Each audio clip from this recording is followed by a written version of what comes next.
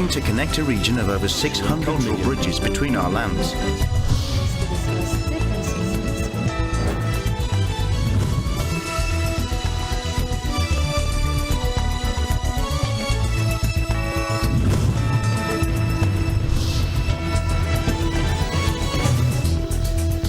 Good evening, I'm Alma Angeles, and you're watching ASEAN in Focus on tonight's headlines.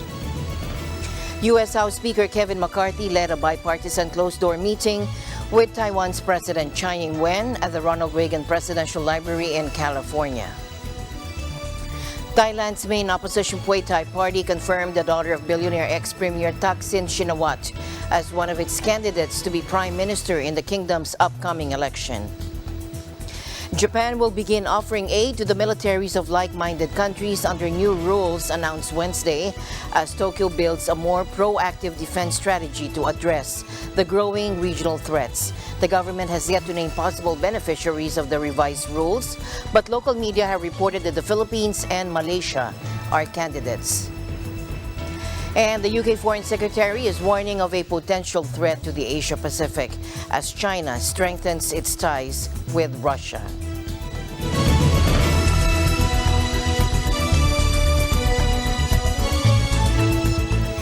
First in our news, U.S. House Speaker Kevin McCarthy led a bipartisan closed-door meeting with Taiwan's President Tsai Ing-wen at the Ronald Reagan Presidential Library in California. Now, this makes McCarthy the highest-level U.S. official to meet with a Taiwanese leader in the U.S. since 1979, when the U.S. formally established diplomatic relations with the Chinese government. The speaker discussed the session, and he vowed U.S. arms sales to Taiwan, which infuriate Chinese leadership would continue in what he said was a proven strategy to dissuade aggression. Again, Assistant. Further our bonds. Based on our conversations, it's clear that there are several actions are necessary. First, we must continue the arms sales to Taiwan and make sure such sales reach Taiwan on a very timely basis. Second, we must strengthen our economic cooperation, particularly with trade and technology. Third, we must continue to promote our shared values on the world stage. We live in a decisive moment in history and must act with urgency. Tension in the world are at this highest point since the end of the Cold War. Now, President Tsai Ing-wen, who was greeted by the top Republican in California, said she had received a warm welcome in the U.S. from politicians on both sides of the aisle. I want to thank Speaker McCarthy for his warm hospitality and for his invitation to bipartisan congressional leaders who have taken time out of their busy schedules to join us today. Their presence and unwavering support reassure the people of Taiwan that we are not isolated and we are not alone. Dueling demonstrations from both pro-Beijing and pro-Taipei camps greeted Tsai's arrival, while a small plane flew overhead trailing a banner that read "One China, Taiwan is part of China." Beijing this week said it was strongly opposed to McCarthy's meeting Tsai. Now, last year, McCarthy's predecessor, Democrat Nancy Pelosi, sparked fury in Beijing by becoming the most senior U.S. politician to visit the islands in over 2 decades. And that prompted Beijing to launch its largest ever military exercises in waters around Taiwan. Mr. McCarthy had originally planned to go himself but opted instead to meet Tsai in California. The decision was viewed as a compromise that would underscore support for Taiwan but avoid inflaming tensions with China.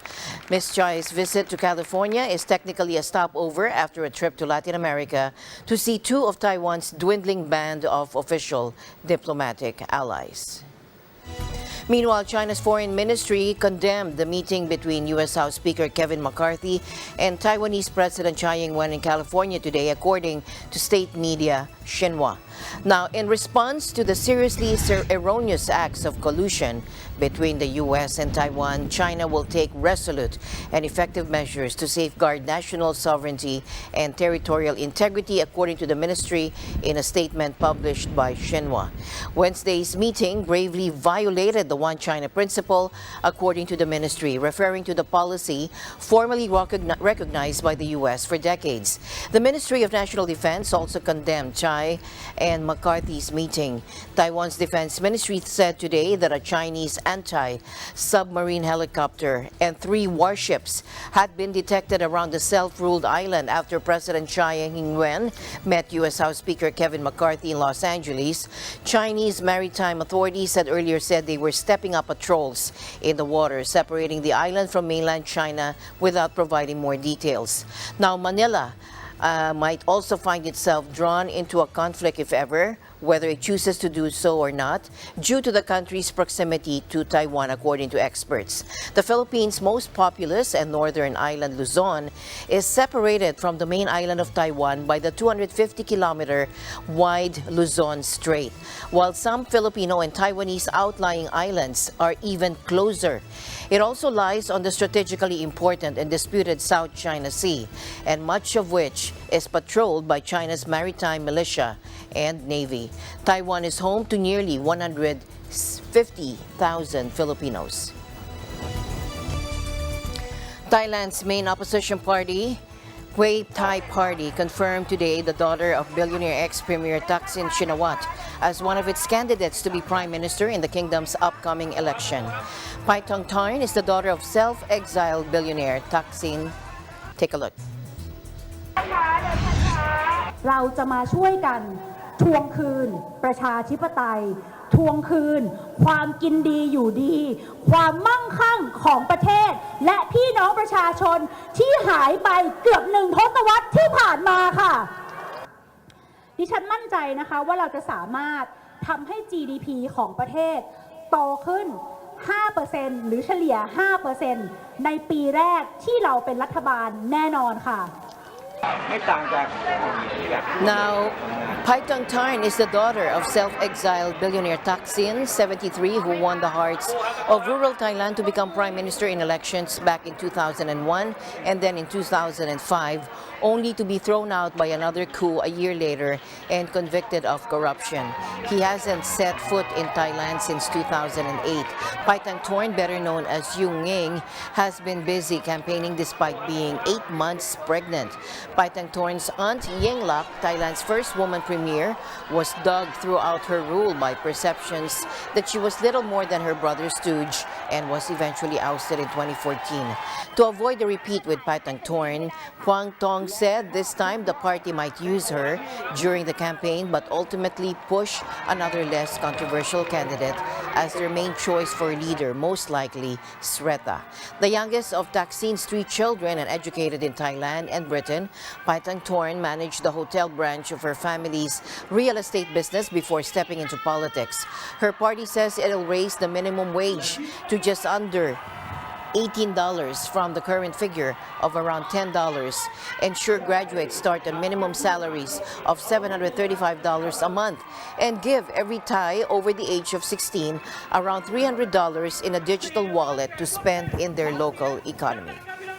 In other news, Japan will begin offering aid to the militaries of like-minded countries under new rules announced today as Tokyo builds a more proactive defense strategy to address growing regional threats. Take a look. Now, this move is part of a broader shift in Japan, which last year unveiled a major security overhaul, including a pledge to raise defense spending to 2% of GDP by 2027, while labeling China its greatest strategic challenge ever. Still, Japan's post-war constitution limits its military to ostensibly defensive measures and equipment. And the new framework says military support will be restricted to areas not directly relating to any international regional conflict. The government has yet to name possible beneficiaries of the revised rules. But local media have been reporting that the Philippines and Malaysia are candidates. Japan is considering providing radars to the Philippines to help it monitor Chinese activity in the South China Sea. And also, they're weighing Fiji and Malaysia as potential recipients of the aid. Assistance could go towards areas including monitoring and surveillance in territorial water and airspace, counterterrorism, and counter-piracy. Kyodo News Agency said the Japanese government has designated 2 billion yen, or $15 million US, for spending on aid for foreign militaries and for foreign defense until March of 2024. Now, the former President Donald Trump has pleaded not guilty to criminal charges in a court in New York. He faces 34 counts of falsifying business records linked to hush money payments made to a porn star, a Playboy model, and a doorman to hide potentially damaging information ahead of the 2016 presidential election. Mr. Trump says the charges are baseless and part of a political campaign against him. Trump's prosecution has galvanized the Republican Party behind him. And will this hinder or help him in his campaign going forward? Let's listen in. It does play well for Trump in two ways. One is just, the general sort of rally around the flag effect. People who are supporting him see him challenged and they want to support him. But secondly, Trump's appeal in particular is very populist. It's very, I stand in for the regular person who can't be here. And when they come after me, they're really going after you. Trump clearly likes the attention, and I think he likes it on a personal level, but it works for his strategy, that he is somebody who, takes up the oxygen in the room. Everyone's talking about Trump. If they're talking about him, they're not talking about his potential opponents. Asa Hutchinson threw his hat into the ring to run for the nomination. He's pretty much a long shot to begin with, but whatever juice he could have gotten out of that announcement got swallowed up by all the media attention that went to Trump. At the same time, he didn't look very happy, and I think that he's frustrated with how this is going. And he does, I think, see that while there could be an upside, bad things are usually bad. And so, he seemed conflicted at times. And, I'm less likely to think that it could affect the whole election. I think mostly that stuff is sort of baked in already. People who like Trump a lot, this helps them. They get excited about it, but they already were going to like him. They were already going to vote for him. People who dislike him similarly. The people who are swing voters, the things that they don't like about Trump are exactly this stuff. So they might be like, we don't need this anymore and go in a different direction. Biden's strategy here, which probably is a sensible one, is to stay out of the way, right? Someone else is going after Trump, and you don't want to create the image that it's the Democrats that are doing it. The narrative that Republicans would like to tell is this is a partisan attack. Democrats are going after Trump, and so it's all just politics. The narrative that Democrats would like to tell is that this is just Trump committed some crimes, or apparently committed some crimes, and so the procedure is that you go through a trial and demonstrate how it works. And the fact that Global trade growth in 2023 is still expected to be subpar despite a slight upgrade to GDP projections since last fall, according to WTO economists in a new forecast. According to the 2023 Global Trade Outlook released on Wednesday, weighed down by the effects of the war in Ukraine, stubbornly high inflation, tighter monetary policy, and financial market uncertainty. The volume of world merchandise trade is expected to grow by 1.7% this year. Let's listen in. The outlook for the global economy has slightly improved since our last forecast, but the pace of trade expansion in 2023 is still expected to be subpar.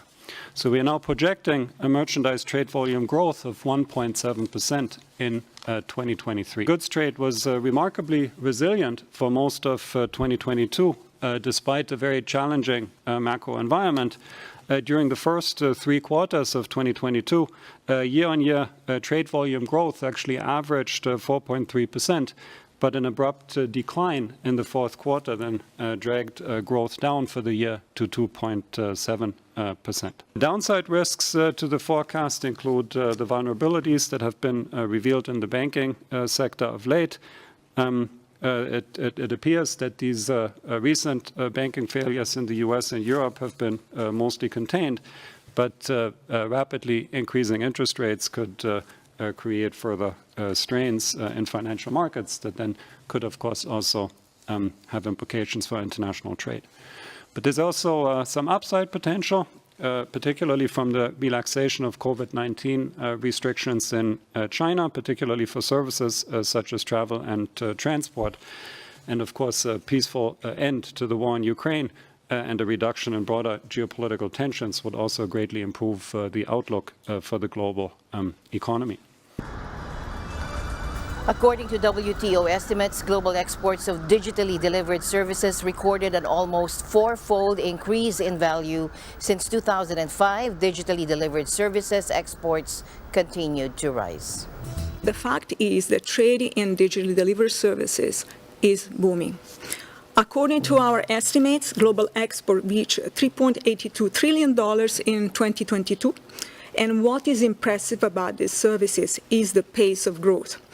An almost four-fold increase in value since 2005. Digitally delivered services accounted for 54% of global services trade. And what is more interesting is that they account for a fast-growing share of total trade, meaning goods and services together, which we estimated at 12% for 2022 from 8%.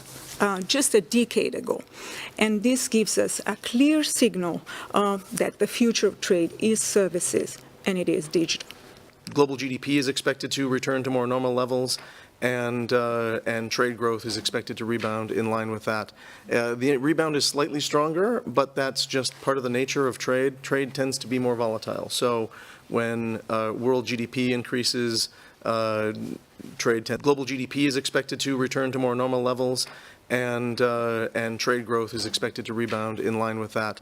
The rebound is slightly stronger, but that's just part of the nature of trade. Trade tends to be more volatile. So when world GDP increases, trade tends to increase more. When world GDP declines, trade tends to move in the same direction, but just more so. So you get a kind of a whipsaw effect. In tonight's other news, 2 people were killed, 3 others were missing after a Bell 505 helicopter crashed near Vietnam's Ha Long Bay today. The aircraft, with 1 pilot and 4 Vietnamese tourists on board, lost contact 5 minutes after taking off for a flight over the UNESCO World Heritage Site, according to the Tuo Tre online newspaper. 2 bodies have been recovered while a search is ongoing for 3 others, according to Pham Quang Yen, party chief of the Cat Thai Island District. And he was quoted as saying this late today. Vietnam's civilian aviation sector has maintained a strong safety record, although accidents involving military aircraft are more common. The Northern Vietnam Helicopter Company began flying tourists over Ha Long Bay's famous limestone karst rock formations in 2019. A 10-minute ride can cost up to $120 per person. No accidents had been reported since it began the business, which is aimed at the growing number of tourists to Vietnam. Many of the visitors are from China. UK Foreign Ministry, the UK Foreign Secretary is warning of potential threat of the China-Russia rapprochement. During an interview given at the NATO summit in Brussels, Britain's Foreign Secretary James Cleverly says 2% defense spending should be a floor to which all of the alliance members should subscribe, since the alliance is very conscious of the potential threat to the Asia-Pacific as China strengthens its ties with Russia. Take a listen. The UK has long been committed to that 2% spending target. The $5 billion that I announced, the additional $5 billion that I announced at the Integrated Review Refresh, takes our spending to 2.25%. We've made it clear that we're going to work quickly towards 2.5%, and we feel, particularly with the current circumstances, the current environment, that 2% should be a floor to which all members subscribe. I think the first thing to do is to get all the members of the alliance to that 2% target. A number of countries are already spending considerably more than that, ourselves included. But ultimately what we need to recognise is the world has become a more contested, a more dangerous, less predictable place. That's the point we made in the integrated review refresh, and that is why we have made the commitment that we have, and we hope that others will follow suit. We absolutely recognise that the commitments that have been made to Ukraine about a path to NATO membership. Our priority at the moment, of course, is to support them in the here and now as they defend themselves against Russia's full-scale invasion. That's why we made the point that the commitments that we have made for both lethal and non-lethal support need to be delivered quickly, need to be delivered now. That remains our priority, but of course we will continue working with the Ukrainians about their pathway towards NATO membership. We have committed to make sure that this year we donate at least as much as we did last year in terms of support to Ukraine. We have said that the support that has been pledged by NATO allies needs to be delivered quickly. You will, of course, understand that I have no intention of going into details about preparedness or plans for the spring offensive. But ultimately, we have to understand that throughout this conflict, the Ukrainians have demonstrated a tenacity in their self-defense, which is admirable beyond belief. We're looking to continue to support that so they can regain sovereignty of their own country. Across the alliance, we have seen discomfort with how close China has got to Russia recently. The recognition that the world, the interconnected world in which we live, is a smaller place than perhaps it was in the past, and that therefore we have to be very, very conscious of all potential risks and threats, not just to the Euro-Atlantic region, but also to the Asia-Pacific as well. A Cambodian opposition activist facing rare charges of insulting the king was released after he issued a public apology to the monarch and long-ruling leader Hun Sen. Two opposition figures, Yiem Sinorn and Han Kosal, were arrested last week and charged with insulting the king and incitement to commit serious unrest over posts on Facebook. The pair wrote the post after the king, Prime Minister Hun Sen, and senior government officials attended a televised ceremony at Angkor Wat Temple to light the torch for the upcoming Southeast Asia Games in Cambodia. Sinorn, a close aide to opposition leader Kem Sokha, wrote, according to the Voice of People from coffee shops today, we can clearly see who is the real king. But on Tuesday evening, he issued a public apology to King Norodom Sihamoni and Hun Sen, asking for forgiveness for his unintentional mistake.